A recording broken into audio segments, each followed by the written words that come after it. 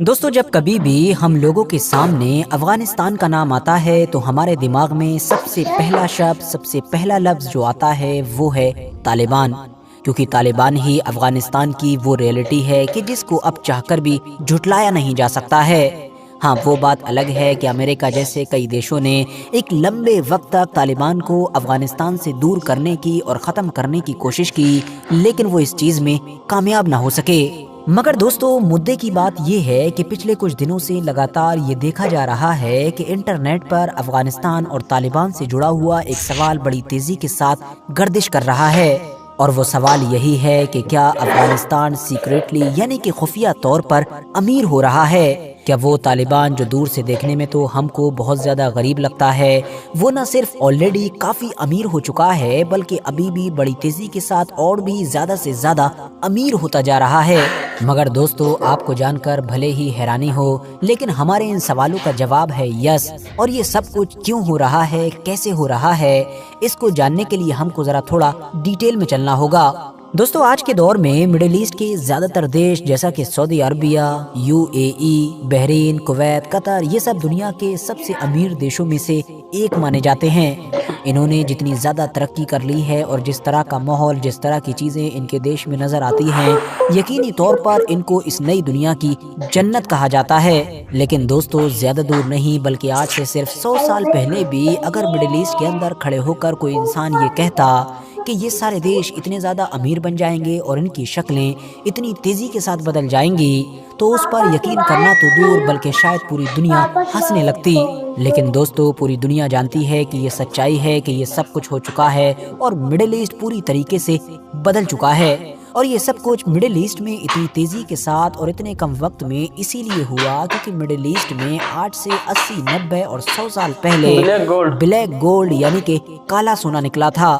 اب آپ لوگ سوچ رہے ہوں گے کہ آخر یہ کالا سونا کیا ہے؟ تو یہ کالا سونا کچھ اور نہیں بلکہ وہی تیل ہے کہ جس کا بول بالا پوری دنیا میں آج تک برقرار ہے۔ لیکن دوستو، دوسری طرف اس بات کو بھی نہیں جھٹلایا جا سکتا ہے کہ اب تو دھیرے دھیرے گولڈ کا وقت ختم ہو رہا ہے اور دور آ رہا ہے وائٹ گولڈ یعنی کہ لیتھیم کا۔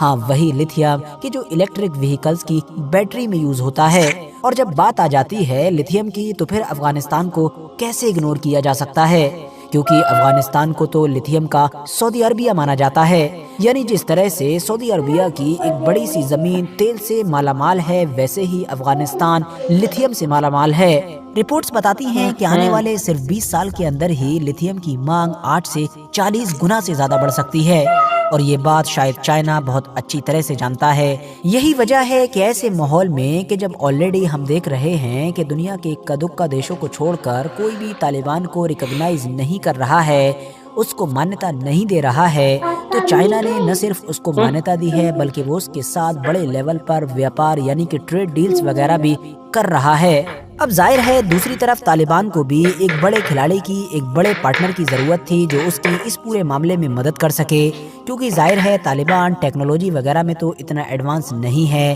تو اس کی زمین میں جتنے بھی نیچرل ریسورسز ہیں ان کو نکالنے کے لیے کوئی بڑا کھلاڑی تو اس کو ضرور چاہیے ہے، اور اس بڑے کھلاڑی کے روپ میں اس کو چائنا مل چکا ہے، اور چائنا اس کے لیے شاید بالکل ویسا ہی ثابت ہوگا جیسے 20ویں سینچری میں ہم نے دیکھا تھا کہ مڈل ایسٹ کے لیے امریکہ ثابت ہوا تھا، جب مڈل ایسٹ کے زیادہ تر دیشوں میں تیل تو نکل رہا تھا مگر ان سارے دیشوں کو پتہ نہیں تھا کہ یہ تیل کیسے نکلتا ہے، اس کے ساتھ کیا کیا کیا جاتا ہے، تو ان سارے معاملوں کو امریکہ یا پھر برٹین جیسے دیشوں کی کمپنیز سنبھال رہی تھیں۔ آج کی ڈیٹ میں بھی طالبان افغانستان کی زمین سے گولڈ کے علاوہ بھی بہت ساری الگ الگ چیزیں نکال کر بڑا پیسہ کماتا ہے، لیکن پچھلے لگ بھگ 40 سال سے جنگ کی زد میں ہونے کی وجہ سے افغانستان کی جو مائننگ انڈسٹری ہے وہ لگ بھگ ختم پر ہے، تو اسی لیے اب طالبان کو امید ہے کہ اس انڈسٹری کو دوبارہ کھڑا کرنے میں اور اس کو ایڈوانس بنانے میں چائنا اس کے لیے مددگار ثابت ہوگا۔ اس کے علاوہ آپ لوگوں کو تیل کی وہ ڈیل تو یاد ہوگی ہی جس کے تحت اگلے 25 سال تک چائنا افغانستان کے الگ الگ علاقوں سے تیل نکالے گا، جس سے چائنیز کمپنیز کو تو فائدہ ہوگا ہی،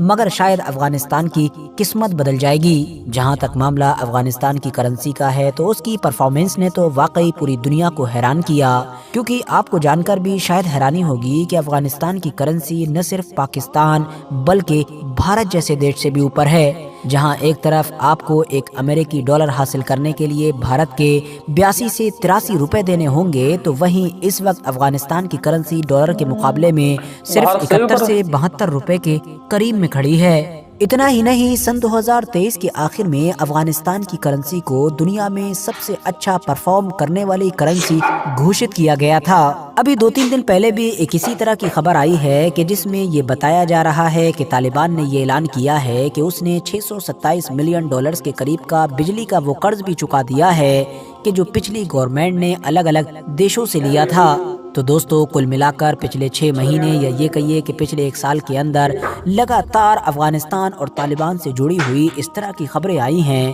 کہ جنہوں نے لوگوں کو یہ سوچنے پر مجبور کیا ہے کہ کیا واقعی افغانستان کو لے کر جس طرح کی باتیں کی جاتی ہیں اور جس طرح سے افغانستان کو غریب سمجھا جاتا ہے، کیا واقعی وہ غریب ہے بھی یا پھر وہ ایک بڑی ترقی کی طرف بڑھ رہا ہے۔ حالانکہ دوستو، دوسری طرف کچھ ایکسپرٹس ایسے بھی ہیں کہ جو افغانستان اور طالبان سے جڑی ہوئی ان ساری چیزوں کو آدھا سچ مانتے ہیں، یعنی ان کا یہ کہنا ہے کہ ہاں، امیر تو ہو رہا ہے لیکن افغانستان نہیں بلکہ طالبان ہو رہا ہے، یعنی افغانستان دیش اور اس میں رہنے والے عام لوگ تو اسی حالت میں ہیں، مگر ان کو جو گروپ کنٹرول کر رہا ہے کہ جس کو طالبان کہا جاتا ہے، وہ وقت کے ساتھ امیر سے امیر ہوتا جا رہا ہے، اور اس کے پیچھے وہی ساری وجہ ہیں جو میں نے آپ کو اس ویڈیو میں بتائی ہیں۔ فی الحال دوستو، آج کی اپنی اس ویڈیو کو ختم کرنے سے پہلے میں آپ لوگوں سے یہ ریکویسٹ بھی ضرور کرنا چاہوں گا کہ آپ لوگ میرا سیکنڈ چینل کہ جس پر میں نیوز کور کرتا ہوں اس کو سبسکرائب کریں۔ ڈسکرپشن اور کامنٹس باکس میں لنک مل جائے گا، باقی یوٹیوب پر سارے زہیب لکھ کر بھی سرچ کر سکتے ہیں۔ اور یہ ویڈیو بھی اگر انفارمیٹیو لگی ہو تو لائک کرنے کے ساتھ ساتھ دوستوں کے ساتھ ضرور شیئر کریں، اور اسی طرح کی نالجیبل اور ہسٹوریکل سو گائز، یہ تھا ہمارا ریئیکشن ریئلٹی آف طالبان۔